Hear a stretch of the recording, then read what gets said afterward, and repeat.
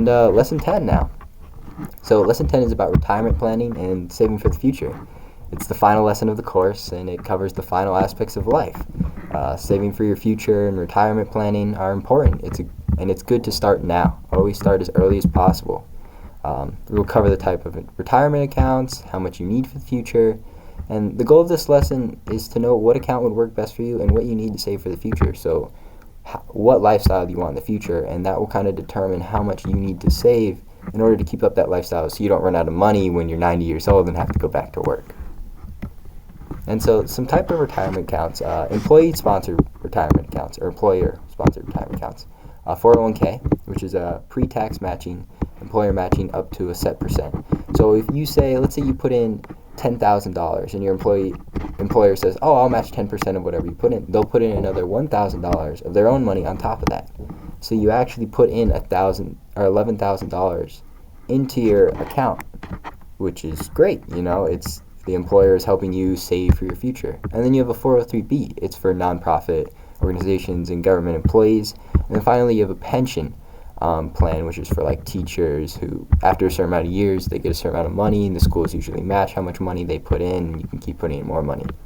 And then for individual retirement accounts, a traditional IRA is tax-deferred contribution. So you put your money in, and then after a certain age, you can pull it out. You have to pay a tax then.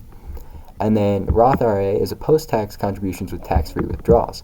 So you pay a tax before at the rates that you currently put the money in, and then when you withdraw it, you don't have to pay any taxes. So let's say taxes rise, you wouldn't pay as much as taxes if you would have had a traditional IRA. But it's kind of a risk whether you think that things are going to get more expensive or cheaper. But they're all good accounts, all great. Some people have access to like pension plans. More government workers have access to pension plans.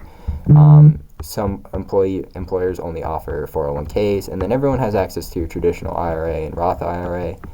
It really just depends what your company offers, what your employer offers, and what fits your plans for saving, and who gives you the best deal. You don't want to, if you have access to a pension or a 401k, you don't want to have to pay into a pension and they're only going to match 1% when you could pay into a 401k and they'll match 10%, because then there's no point. You could make more money with the 401k and thus have more money for the future. And finally, how much you need. There's no set amount of money for retirement. That all comes down to your lifestyle decisions, how you want to live out your retirement. Do you want to go on lavish vacations? You're going to need a lot more money than if you just want to relax at home and chill by the fireside with your dogs or your grandchildren. And the average death age, it's constantly increasing. So the length of retirement also increases. And at the same time, you have to think about, realistically, based on your health, based on your ancestors' health, how long you're going to live. If you're going to retire at 60 and your family lives till 90, you're going to have to pay for 30 years of retirement. Whereas if your family usually has health complications around 70 or 80, you might not live as long, and thus you might not need as much money, or you may be able to spend more money per year. We recommend opening a retirement account as soon as possible. Compound interest, again, that topic we learned about in our investing lesson.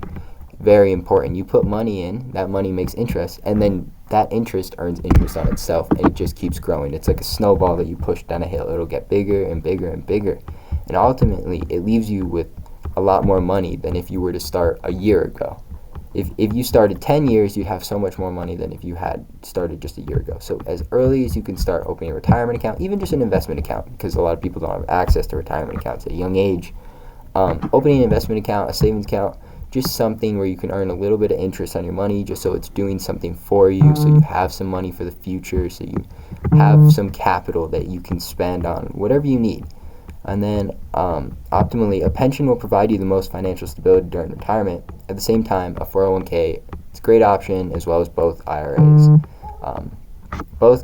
All the accounts are great. It's just what comes down to what your plans are in the future, what your employer provides, what you're capable of investing into. Some people don't have access to these accounts, and it's really comes down to you. What do you think is best for you? How do you want to live your life after retirement?